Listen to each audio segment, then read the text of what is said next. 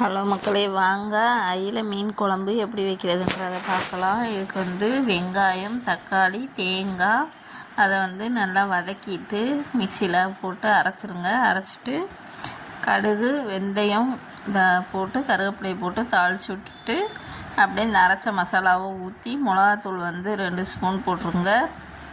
உரப்புக்கு தகுந்த மாதிரி உங்கள் வீட்டில் எத்தனை பேர் இருக்காங்களோ அத்தனை பேருக்கு தகுந்த மாதிரி மிளகாத்தூள் போட்டுருங்க.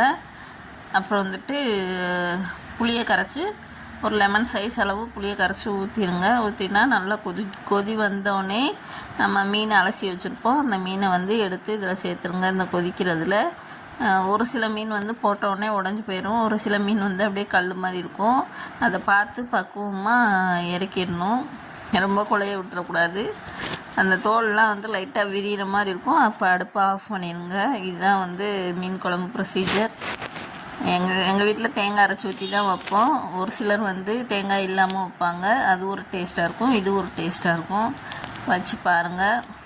குழம்பு கொதிக்கும் போதே உப்பு போட்டுருங்க ஃப்ரெண்ட்ஸ். அப்போ தான் உப்பு பிடிக்கும் மீனில். பிடிச்சிருந்தா லைக் பண்ணுங்கள், சப்ஸ்கிரைப் பண்ணுங்கள்.